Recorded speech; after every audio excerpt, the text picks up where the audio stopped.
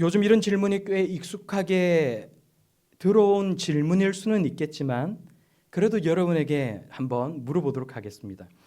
여러분은 지금 당장 죽어도 천국에 갈 자신이 있으십니까? 아멘. 이렇게 이제 물어보면 어떤 사람들은 자신이 없다, 모르겠다 이렇게 말을 하는 사람도 있고요. 또 어떤 사람은 예라고 대답을 해놓고도 자신 없는 표정을 지으면서 그 이상은 나한테 묻지 마라 이렇게 이제 표현을 하는 사람들도 있습니다. 사실 이 질문을 하기 전에 먼저 이런 말을 먼저 또 툭 던져 놓으면 대개의 경우에 있어서는 더욱 자신 없다라고 말하는 사람이 더 많아질지도 모르겠어요. 이런 거예요. 여러분은 당장 죽어도 천국 갈 자신이 있다라고 말을 할 정도로 여러분은 정말로 진짜 그렇게 선하게 살아오셨습니까? 이 질문을 던져놓고 난 다음에 여러분은 지금 당장 죽어도 천국 갈 자신이 있으십니까? 이제 이렇게 물으면 예라고 대답하실 분들도 이렇게 좀 망설여질 수밖에 없는 거예요. 또 그러면은 여러분이 예라고 대답하셨으면 그러면 도대체 여러분의 천국 갈 수 있는 그 이유가 뭡니까? 이렇게 물어보면 이렇게 대답을 못하고 머뭇하는 사람들이 있다는 겁니다. 왜냐하면 우리가 믿고 있는 이 복음의 내용에 대해서 우리가 잘 모르기 때문에 이런 일이 벌어지는 겁니다. 여러분은 어떠십니까? 제가 경험적으로 보면 이제 이걸 물으면은 어떤 논쟁을 해서 그 논쟁에서 이기기 위해서 또 자존심 때문에 막 아무 말이나 하는 사람도 아주 드물게는 있어요. 그런데 그러지 말고 나는 정말로 복음에 대해서 잘 알고 있는 사람이 맞는지 오늘 우리가 함께 생각해 볼 수 있기를 바랍니다. 우리가 예수 그리스도를 믿는 믿음 하나로 구원을 얻을 수 있는 이유가 무엇인지, 또 도덕적으로나 법적으로 윤리적으로 선한 사람, 흠잡을 데가 없는 사람, 도덕적으로 아주 단계가 높은 그런 사람이 아니라 할지라도 그럼에도 불구하고 하나님의 자녀가 될 수 있는 이유가 무엇인지를 우리가 알아야 된다는 거예요. 모르는 것과 아는 것을 확신하지 못하는 것 사이에는 굉장히 큰 차이가 있어요. 다른 얘기란 겁니다. 우리가 교회 나와서 하나님을 예배하고 예수 그리스도를 구주로 섬기면서도 우리가 믿는 복음이 어떤 내용을 담고 있는지 나는 잘 몰라요. 이렇게 말을 하는 것은 내가 먹는 약이 어디에 좋은지도 모르고 그냥 먹는다라고 말을 하는 것처럼 이상하게 들릴 수 있는 얘기란 말이에요. 막연하게 아는 것을 가지고 신앙생활을 하거나 덮어놓고 무조건 믿는 것이 아니라 우리가 무엇을 믿는 건지, 우리가 신앙생활을 할 때 이 신앙생활을 구성하는 기본적인 내용이 도대체 무엇인지를 아는 그런 성도들이 다 될 수 있기를 바랍니다. 그래야 우리의 믿음이 막연한 믿음이 아니라 분명한 믿음, 확고한 믿음이 될 수가 있는 것입니다. 그래서 오늘은 이 얘기에 대해서 우리가 같이 좀 나눠보고자 합니다. 성도님들에 따라서는 조금 낯선 얘기가 될 수도 있어요. 또 어떤 분들에게는 지금까지는 별로 크게 관심을 가지고 있지 않던 그런 얘기일 수도 있겠지만 우리가 믿는 신앙의 기본이 되는 이야기이므로 우리가 오늘 이 성경 말씀이 본문 말씀이 들려주는 이야기에 우리가 주목을 하고, 그래서 우리가 신앙생활을 할 때 알아야 될 가장 중요한 내용, 정말 이 말씀을 우리가 생각하고 이해함으로써 내가 믿는 기독교, 내가 가진 신앙이 어떤 내용과 의미를 담고 있는지를 내가 설명할 수 있는 사람이 되고, 또 더 나아가서 하나님과 사람들 앞에서 그냥 내가 가지고 있는 자신의 신앙을 단지 설명하는 수준에 머무는 것이 아니라 내가 그것을 고백할 수 있는 그런 성도들이 다 될 수 있기를 바랍니다. 오늘 성경 본문 말씀을 보니까 몇 가지 눈에 띄는 표현들이 나오고 있어요. 먼저는 믿음이 오기 전에라는 말과 믿음이 온 후에는 이라는 표현이 나옵니다. 우리가 23절에서 24절까지 말씀을 우리가 다시 한번 같이 읽어보도록 하겠습니다. 시작. 믿음이 오기 전에 우리는 율법 아래에 매인 바 되고 계시될 믿음의 때까지 갇혔느니라. 이같이 율법이 우리를 그리스도께로 인도하는 초등교사가 되어 우리로 하여금 믿음으로 말미암아 의롭다 함을 얻게 하려 함이라. 아멘. 아멘. 하나님께서 창조하신 첫사람 아담이 범죄한 이후로 이제 성경이 우리에게 말씀하시는 거예요. 세상에 있는 모든 사람들이 다 죄를 범하였으므로 하나님의 영광이 이르지 못하고 하나님과 원수되었다라고 말을 합니다. 우리에게 있는 죄성, 우리의 어떤 탐욕, 욕심들, 부정한 말과 행동 때문에 하나님과의 관계가 단절되고 말았다는 것입니다. 하나님은 우리와 단절된 관계를 회복시키시고 우리를 죄로 인한 심판에서 구원하시고자 하셨다는 거예요. 그래서 하나님은 몇천 년 전에 하나님이 누구이신지도 모르고 살아가고 있던 아브라함이라는 사람을 불러주셨어요. 그리고 하나님께서 이 아브라함에게 말씀하시는 거예요. 네가 네 가족, 친척들, 친구와 이웃들이 살고 있는 그 네 고향을 떠나서 저 멀리 있는 내가 가라고 하는 가나안 땅으로 가라. 그러면 내가 너를 통해서 세상의 모든 사람들이 다 복을 받도록 하겠다. 근데 아브라함이 하나님께서 하신 이 말씀을 그대로 믿고는 자신을 부르신 하나님이 살아계신다라는 것, 그리고 자신을 통해 하나님께서 세상 가운데 복을 주실 것이라는 것을 믿었다는 것입니다. 그러면 하나님께서 이것을 통해 아브라함을 의롭다고 여기셨다는 거예요. 하나님께서는 허물 많고 죄 많은 아브라함이 믿음의 사람이라고 하지만 정말 유대인들에게 있어서는 엄청난 사람이지만, 그러나 성경을 통해서 확인할 수 있는 아브라함의 모습은 여전히 허물 많고 죄 많고 부족한 사람 아니에요. 이런 아브라함을 하나님께서 어렵다고 부르시고, 이 아브라함을 통해서 하나님께서는 계약 공동체라는 걸 만드십니다. 그리고 모세를 통해서 계약 공동체인 이 이스라엘 민족들에게 율법을 주시는 거예요. 하나님은 이스라엘의 하나님이 되시고 이스라엘은 하나님의 백성이 되기 위해서 서로가 율법을 지켜야 한다라는 그 내용이 이 계약의 내용이라는 거예요. 따라서 하나님과 이스라엘의 관계가 잘 유지되기 위해서는 어떻게 해야 됩니까? 계약의 내용을 지켜야 된다는 거예요. 하나님도 계약을 지키셔야 하고 이스라엘 사람들도 하나님과의 맺은 계약을 지켜야 된다는 거예요. 그래서 하나님도 이스라엘 사람들이 잘 살아갈 수 있도록 이스라엘 사람들을 복 주시고 지켜주시고 보살펴 주셔야 된다는 것입니다. 이스라엘 사람들도 율법을 지켜야 된다는 거예요. 하나님을 사랑하고 사람을 사랑한다라는 큰 틀 속에서 제사제도라든지 또 부모를 공경하라는 말씀, 이웃을 해하면 안 된다라는 말씀, 이런 내용들을 담고 있는 율법을 준수해야 된다는 거예요. 이게 계약의 내용이라는 것입니다.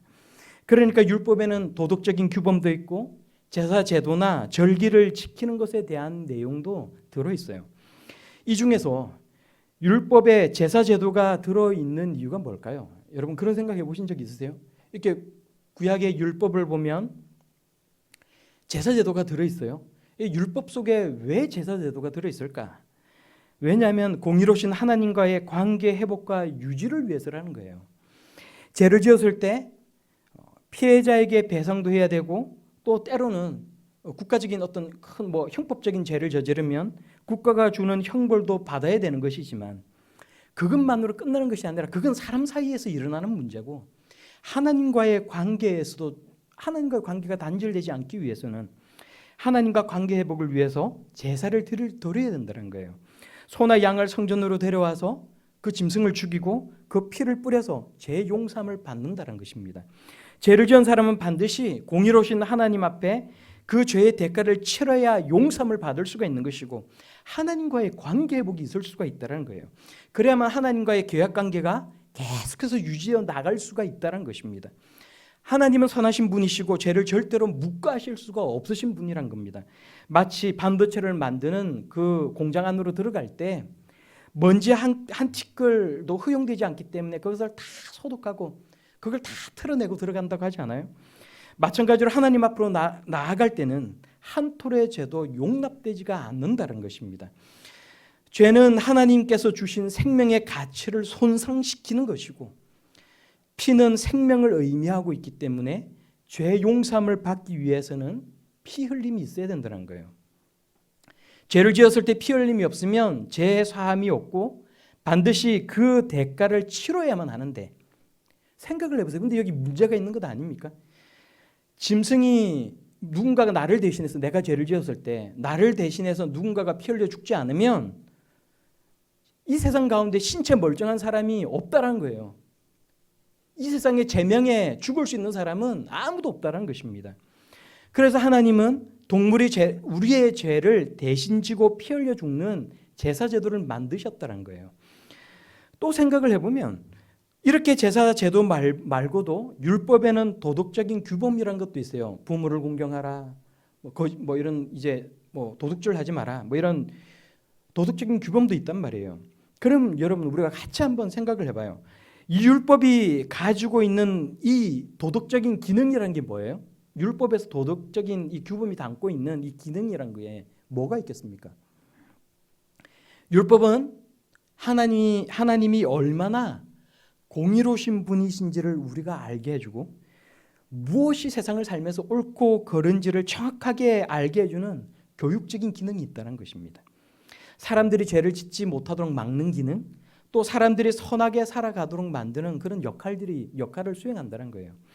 그런데 동시에 율법을 통해서 사람들은 자기 스스로에 대해 무엇을 느끼겠어요? 내가 세상을 살아가면서 60평생, 70평생, 80, 100살을 살면서 계속해서 하나님 말씀을 보면서 이 율법을 보면서 뭘 느끼겠어요? 죄를 짓고 제사를 또 짐승을 죽이고 피를 뿌리고 이걸 반복해서 살아가면서 뭘 느끼겠어요? 나는 죄인이구나. 나는 내가 예전에 생각할 땐 내 스스로가 꽤나 괜찮은 사람이라고 생각을 했는데 내가 살아보니까 내가 그게 아니구나 라는 거예요. 율법을 지키면서 선하게 살아갈 수 있어야만 하는데 나 때문에 엉뚱하게 동물들만 죽어난다는 거예요. 그래서 나는 진짜 나쁜 사람이구나라는 절망을 느끼면서 또 동시에 제사 제도를 통해서 나를 용서해 주시는 그 하나님의 사랑 앞에 우리는 희망을 가질 수가 있다는 것입니다. 믿음이 오기 전에, 오늘 우리가 함께 보신 말씀, 믿음이 오기 전에 우리는 율법을 통해 깨닫는다는 거예요. 하나님의 공의로우심을 알고 우리가 죄인이라는 것을 알게 된다는 것입니다. 그런데 율법이 온 이후로는 우리가 가졌던 깊은 절망을 내던져버릴 수가 있어요. 율법 속에 감춰져 있던 계시가 선명하게 드러나기 때문에 그렇다는 거예요. 그러면 우리가 25절에서 27절까지 말씀을 우리가 다시 한번 같이 읽어보도록 하겠습니다. 25절에서 27절입니다. 시작. 믿음이 온 후로는 우리가 초등교사 아래에 있지 아니하도다. 너희가 다 믿음으로 말미암아 그리스도 예수 안에서 하나님의 아들이 되었으니 누구든지 그리스도와 합하기 위하여 세례를 받는 자는 그리스도로 옷 입었느니라. 아멘. 아멘. 여러분 그래요. 율법은 우리가 죄인이라는 것을 깨닫게 하고 제사 제도는 예수 그리스도를 통해 성취될 그림자와 같은 거라는 것입니다. 짐승의 피와 죽음이 우리 죄를 대신하기에는 한계가 있을 수밖에 없다는 거예요. 이것은 세상의 주권자가 되시는 하나님께서 우리에게 인정해 주신, 허락해 주신, 우리를 위해서 만들어 주신 제도이지만 동물의 피가 가지는 죄 사함의 효력이라는 게 한정적일 수밖에 없다는 것입니다. 그리고 일평생을 살아가면서 수많은 짐승들이 우리를 위해서 죽어야 된다는 거예요. 이스라엘 사람들이 일평생을 살면서 실제로 수많은 죄를 짓는 동안 정말로 수많은 짐승들이 대신 죽었습니다. 물론 제사 제도를 통해서 이렇게 제물로 바쳐진 동물의 고기를 사람들이 함께 나눠 먹기도 하고 또 제사장들을 먹여 살리는 중요한 자원이 된 것도 사실입니다. 하지만 예수 그리스도께서 구약의 약속대로 이 땅 가운데 오시면서 제사 제도는 이제 더 이상 필요치 않게 되었다는 거예요. 율법의 제사 제도가 있었지만 애초에 여기에는 하나님께서 계획해 놓으신 다른 것이 있었다는 거예요. 놀라운 하나님의 계획이 있었다는 것입니다. 제사 제도는 하나님의 계획이 어떠한 것인지 그림자처럼 불완전하게 우리에게 보여지는 하나의 예표에 불과하였다는 거예요. 그림자가 아니라 그러면 진짜가 왔는데 그 진짜가 무엇이라는 겁니까? 예수 그리스도라는 것입니다. 하나님의 아들 예수 그리스도께서 오셔서 십자가에 달려 피 흘려 죽으셨다는 거예요. 그리고 죄의 대가인 죽음을 이기시고 부활하셨다는 것입니다. 그러므로 이제 율법이 완성되었다는 거예요. 다시는 제사 제도를 드릴 필요가 없다는 것입니다. 우리에게 절망은 사라지고 희망만 남았다는 거예요. 율법이 우리가 절망적인 죄인이라는 것을 깨닫게 하고 예수 그리스도를 통한 영원한 죄의 용서함으로 결과적으로 보면 우리를 이끌어주는 역할을 하였다는 거예요. 그게 오늘 우리가 본 이 말씀이라는 것입니다. 여전히 우리는 죄성을 가지고 불완전하게 살아가고 있지만 이제 하나님과의 관계는 율법이 아니라 예수 그리스도를 믿는 믿음으로 이것이 형성되어지고 유지된다는 거예요. 믿음이 오기 전에는 율법 하나만 어겨도 계약 자체가 흔들린다는 것입니다. 계약 자체를 어긴 것이 되어서 하나님과의 관계에 문제가 생길 수밖에 없다는 거예요. 율법에 있는 그 율법의 내용이 365가지나 되지만 이 중에 하나만 어겨도 계약 자체가 흔들린다는 거예요. 제사 제도가 있기는 하지만 율법을 어긴다라는 것이 갖는 이 의미는 우리에게 믿음이 온 후에 예수 그리스도께서 이 땅 가운데 오신 이후에 갖는 의미와는 완전히 다른 것이라는 겁니다. 그런 의미에서 율법은 이제 폐하여졌다라고 말할 수 있다는 거예요. 예수 그리스도를 통해 율법이 완성되었지만 하나님과의 관계, 계약 관계에서 보면 그리스도인들은 율법을 어긴다라고 해서 계약 자체가 깨어지지 않는다는 것입니다. 그래서 신약 시대 성도들은 새 언약, 새 계약의 공동체를 이루고 살아간다. 성경이 우리에게 말씀하시는 거예요. 율법 아래 살아가는 것이 아니라는 것입니다. 죄로 인한 심판에서 해방되었고 자유함을 얻었다라고 우리에게 말씀하고 있다는 거예요. 아브라함이 하나님을 믿으니 하나님께서 아브라함을 의롭게 여기셨던 것처럼 이제 우리도 하나님의 살아계심과 예수 그리스도를 통한 죄 용서함을 믿으면 우리 모두는 다 의롭다함을 받을 수가 있다는 것입니다. 우리의 본성은 여전히 약하고 악하고 불완전하지만 예수 그리스도의 의의 옷을 입으면 하나님은 우리를 의롭다고 선포하신다는 거예요. 우리 마음과 행위를 보면 부패 있고 추하지만 예수 그리스도를 믿음으로써 구원을 얻고 하나님의 백성, 하나님의 자녀가 되었다는 것입니다. 여러분, 이 복음의 내용을 배우고 확실한 믿음 가운데 거할 수 있는 우리 모두가 다 되기를 바랍니다. 흔들리지 않는 믿음으로 살아갈 수 있는 그런 하나님의 자녀들이 되기를 바랍니다. 그러면 여러분 또 생각을 해봐요. 이제 이 율법은 아무 의미가 없는 것입니까? 여러분은 어떻게 생각하세요? 율법이 완성되어졌고 예수 그리스도께서 율법의 제사들을 완성하셨고 우리가 자유하게 되었는데 그럼 이제 이 율법은 아무 소용이 없어요? 그렇지 않다는 겁니다. 우리와 하나님 사이를 맺어주는 역할을 하는 것이 율법이 아니라 예수 그리스도라고 해서 율법이 이제는 아무 가치도 없고 아무런 의미도 없는 게 아니라는 거예요. 4장 2절 말씀을 보면 오늘 본문 갈라디아서 4장 2절 말씀을 보면 율법은 아버지가 선임한 후견인과 청지기와 같은 것이라고 우리에게 설명해 줍니다. 그런데 하나님 자녀에 대한 후견인의 역할이 끝이 났다라고 해서 그동안 후견인이 가르쳤던 내용이 무의미한 것이 되는 것이 아니라는 것입니다. 어릴 때 후견인이 가르친 내용은 여전히 중요하다는 거예요. 유치원에서 배웠던 것은 여전히 중요하다는 것입니다. 율법은 하나님이 어떠한 분이신지를 우리에게 알게 해주고 우리가 어떻게 살아야 할지에 대한 방향을 제시해 준다는 거예요. 물론 율법을 범했다고 해서 거듭 강조하지만 하나님과 우리 관계가 끊어지는 것은 아닙니다. 아버지의 꾸중을 듣고 벌을 서는 것과 완전히 관계가 끊어져서 파양되어서 남이 되는 것은 완전히 다른 이야기라는 거예요. 그러나 율법도 의로운 것이고 율법도 선한 것이고 우리가 어떻게 살아야 할지를 깨닫게 해주는 것, 그것이 율법이라는 거예요. 우리는 예수 그리스도께 속한 하나님의 자녀들이고 성도들이고 은혜 아래 살아가는 그런 자들이지만 하나님이 주신 은혜를 짓밟고 방탕한 자로 아무렇게나 살아가는 그런 사람들이 되지 않기를 바랍니다. 그리스도인이라고 말을 하면서도 사실은 세상에 매여 있는 세상에 속한 자가 아니라 참된 성도의 삶을 살아가는 그런 하나님의 자녀들이 다 되기를 바랍니다. 마지막으로 이제 때가 참에 하나님이 그 아들을 보내사라는 표현도 나와요. 그래서 제가 오늘 이것을 제목으로 잡았어요.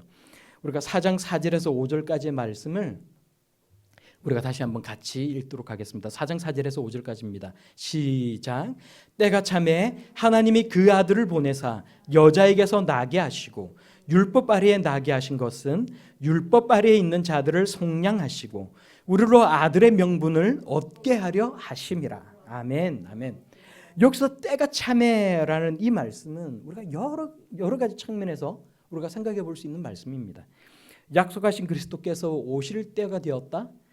하나님의 때가 충족되었다라는 말이잖아요. 그런데 역사적으로 우리가 보면 로마가 서양과 근동 지방을 다 점령을 해서 지배하면서 복음이 세계로 전파될 수 있는 도로가 이때 다 닦이게 되었고 그 도로를 오늘날까지 쓴다고 하지 않습니까? 또 헬라어 그 하나만으로 다 언어가 다른데 헬라 하나만을 가지고 복음을 전할 수 있는 기회가 생겼다는 의미를 가지고 있다는 거예요. 아주 적절한 때 예수 그리스도께서 이 땅 가운데 오셨고 복음이 세계 모든 곳으로 퍼질 수가 있었다는 것입니다. 또 우리의 시간과는 달리 움직이시는 하나님이 계획하신 시간이 되었다라는 의미도 가지고 있다는 거예요. 하나님의 시간이 있습니다. 그런 점에서 우리도 어떤 일을 하거나 고난의 시간 속에 있을 때 우리가 조급해할 것이 아니라 인내하면서 하나님의 때를 기다릴 수 있어야겠습니다. 하나님의 때가 차면 하나님은 우리의 생각과 능력을 뛰어넘는 방법으로 역사하시고 우리에게 응답하여 주실 줄로 믿습니다. 갈라디아서 6장 9절 말씀을 보면 우리가 선을 행하되 낙심하지 말지니 포기하지 아니하면 때가 이름에 거두리라 라고 말씀하세요. 또 시편 126편 6절 말씀을 보면 울며 씨를 뿌리러 나가는 자는 반드시 기쁨으로 그 곡식단을 가지고 돌아오리라 라고 합니다. 하나님의 약속을 믿고 믿음의 자리에서 결코 뒤로 물러서지 않는 그런 하나님의 자녀들이 다 되기를 소망합니다. 무엇보다 지금 우리가 함께 이 시간 생각해 볼 수 있길 바랍니다. 때가 참에 하나님이 그 아들을 보내사라고 했어요. 때가 참에 하나님께서 그 아들을 보내사. 여러분 개인의 삶에, 여러분 개인의 시간에도 하나님의 때가 차서 예수 그리스도께서 여러분을 찾아오셨습니까? 사도 바울은 고백하는 거예요. 갈라디아서 2장 20절에 내가 그리스도와 함께 십자가에 못 박혔나니 그런즉 이제는 내가 사는 것이 아니요 오직 내 안에 그리스도께서 사시는 것이라. 이제 내가 육체 가운데 사는 것은 나를 사랑하사 나를 위하여 자기 자신을 버리신 하나님의 아들을 믿는 그 믿음 안에서 사는 것이라. 나의 옛 자아가 죽지 않고 나의 죄성이 여전히 내 안에서 나를 자극해도 그럼에도 불구하고 내 인생의 주인은 예수님이시요 내 삶의 방향은 나를 사랑하사 자기 자신을 버리신 예수님을 따르는 것이라고 고백하며 살아가는 저와 여러분들이 다 될 수 있길 바랍니다. 이런 믿음이 없는 사람은 그 안에 구원받은 믿음이 있다고 말하기는 너무나도 조심스러운 거예요. 바울의 고백이 오늘 나의 고백이 되고 그 고백에 우리의 삶 가운데 나타나서 열매 맺는 그런 성도로 다 살아가기를 바랍니다. 믿음은 구원을 사기 위해 내 모든 인생을 팔아서 드리는 거예요. 구원을 사기 위해 내 모든 인생을 다 팔아서 그게 너무나도 값지기 때문에 그것을 사는 것입니다. 그것이 율법이 되었든지 내가 섬기는 세상의 우상이 되었든지 나의 고집과의 억지가 되었든지 하나님의 자녀가 다시 무언가의 종으로 돌아가지 않기를 바랍니다. 6절에서 7절까지의 말씀을 보면 너희가 아들이므로 하나님이 그 아들의 영을 우리 마음 가운데 보내사 아빠 아버지라 부르게 하셨느니라. 그러므로 내가 이후로는 종이 아니요 아들이니 아들이면 하나님으로 말미암아 유업을 받을 자니라 라고 해요. 믿음으로 우리는 하나님의 자녀가 되었습니다. 하나님이 아들의 영, 예수 그리스도의 영을 우리에게 주셔서 하나님을 어린아이처럼 아빠라고 부를 수 있도록 우리의 관계를 열어주셨습니다. 성도 여러분, 사람이 어렵게 되는 것은 율법을 지키는 행위로 말미암음이 아니요 오직 예수 그리스도를 믿는 그 믿음으로 말미암는 줄을 믿으시기 바랍니다. 율법을 지키는 행위로서는 어렵다함을 얻을 수 있는 사람이 아무도 없어요. 우리가 예수 그리스도를 믿어서 하나님의 자녀가 되었으므로 율법이나 세상에 사로잡힌 노예의 믿음이 아니라 하나님 자녀의 믿음으로 살아갈 수 있기를 소망합니다. 그래서 내가 오늘 죽어도 어린아이처럼 아빠라 부를 수 있는 하나님 아버지의 얼굴을 볼 수 있노라. 내가 그 소망을 품고 굳건한 믿음과 사랑의 마음으로 살아가는 그런 성도들이 다 될 수 있기를 우리 예수님 이름으로 축원합니다.